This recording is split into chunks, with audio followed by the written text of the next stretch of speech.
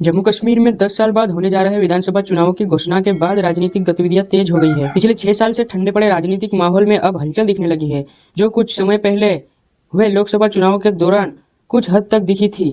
यहाँ होने जा रहे विधानसभा चुनावों की खास बात यह है कि जम्मू कश्मीर में पिछले 5 साल में हुए ऐतिहासिक परिवर्तनों के बाद हो रहे 5 अगस्त 2019 को अनुच्छेद 370 को खत्म कर दिया गया था। इसके बाद जम्मू कश्मीर को केंद्र शासित प्रदेश का दर्जा दिया गया, साथ ही उसे लद्दाख से विभाजित कर अलग केंद्र शासित प्रदेश बनाया गया। जम्मू कश्मीर में चुनाव हमेशा से देश के बाकी हिस्सों से अलग, इसमें ऐसे कई असामान्य कारण शामिल रहे हैं जो चुनावी प्रक्रिया को प्रभावित करते हैं। इसमें सबसे प्रमुख है चुनाव के दौरान सुरक्षा की स्थिति। सुरक्षा कारणों ने पिछले चुनाव में लोगों की भागीदारी को प्रभावित किया था। हालांकि हाल ही में हुए लोकसभा चुनाव में रिकॉर्ड मतदान ने उम्मीदें बढ़ाई है कि विधानसभा चुनाव में भी इसी तरह का उत्साह देखने को मिलेगा। जम्मू कश्मीर में एक ऐतिहासिक चुनावी जंग की ओर बढ़ रहा है।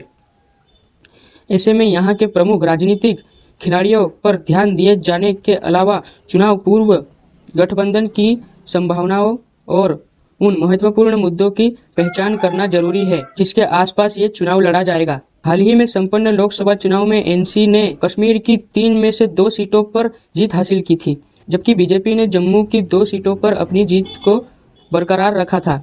अब सवाल ये है कि क्या यही वोटिंग पैटर्न विधानसभा चुनाव में भी देखने को मिलेगा? अगर हम लोकसभा चुनाव के आंकड़ों को विधानसभा क्षेत्रों के हिसाब से देखें तो एनसी ने 90 विधानसभा क्षेत्रों में से 34 पर जीत दर्ज की थी, जबकि बीजेपी ने जम्मू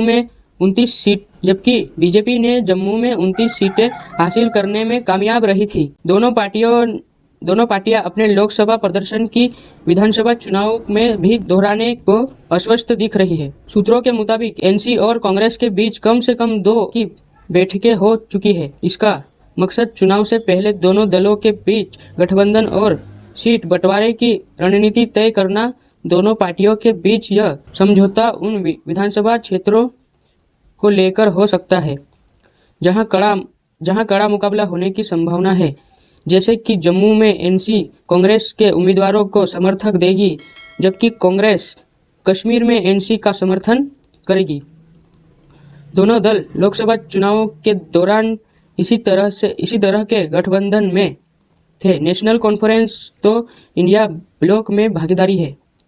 नेशनल कॉन्फ्रेंस ने अपने चुनावी घोषणापत्र के साथ यह स्पष्ट कर दिया है कि वे अपने चुनावी अभियान को अनुच्छेद 370 को हटाए जाने के आसपास रखेगी। नेशनल कॉन्फ्रेंस के चुनावी वादों की सूची में जम्मू कश्मीर के लिए विशेष दर्जे की बहाली सबसे ऊपर है। यह साफ है कि क्षेत्रीय दल इस मुद्दे को अब भी लोगों की संवेदनाओं से जुड़ा हुआ मानते हैं। इसलिए सड़क, बिजली, पानी जैसे विकास के मुद्दों के बजाय विशेष दर्जे की वापसी के लिए लड़ाई जनता के बीच अधिक गूंज रही है। जबकि पार्टी में सहयोगी विफल रहे तो क्या अब पार्टी जम्मू और कश्मीर दोनों में अकेले चुनाव लड़ेगी? बीजेपी कश्मीर घाटी में अपना प्रभाव बढ़ाने के लिए कड़ी मेहनत कर रही है, जबकि जम्मू बीजेपी का मजबूत गढ़ रही है, लेकिन कश्मीर हमेशा बीजेपी की कमजोर कड़ी रही। पिछले 5 साल में पार्टी ने घाटी में अपने कैडर और संगठनात्मक ढांचे को मजबूत करने के लिए काफी समय लगाया। हालांकि 2024 लोकसभा चुनाव में पार्टी ने घाटी की तीनों संसदीय सीटों पर उम्मीदवार नहीं उतारे, जिससे यह साफ संदेश जाता है कि कश्मीर में पार्टी की स्थिति में बहुत अधिक बदलाव नहीं आया है। इसके अलावा अपनी पार्टी और पीपुल्स कॉन्फ्रेंस जैसे सहयोगियों के साथ गठबंधन करने के प्रयास भी बीजेपी विफल रही है। कारण ये दोनों पार्टियां लोकसभा चुनाव में कुछ खास नहीं रही और फिलहाल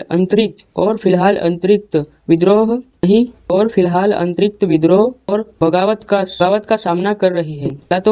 हालातों को देखते हुए बीजेपी ने अब जम्मू कश्मीर में अकेले चुनाव लड़ने का निर्णय लिया। यह देखना दिलचस्प होगा कि क्या पार्टी कश्मीर में उम्मीदवार उतारती है या फिर लोकसभा चुनाव की तरह ही इस बार भी घाटी में कोई उम्मीदवार खड़ा नहीं करेगी। इन सभी कारणों को मिलाकर फिलहाल यह संकेत मिलता दिखाई दे रहा है कि जम्मू कश्मीर में एक त्रिशंकु विधानसभा की संभावना है, जहां कोई भी पार्टी अकेले सरकार बनाने से सफल नहीं होगी। किसी भी दल को सत्ता में आने किसी भी दल को सत्ता में आने के लिए गठबंधन की आवश्यकता पड़ेगी। यह भी बहुत दिलचस्प होगा कि जम्मू में अच्छा प्रदर्शन करने वाली पार्टी को कश्मीर में सबसे बेहतर प्रदर्शन करने वाले दल के साथ आना पड़ेगा ताकि यहाँ एक स्थिर सरकार बनाई जा सके।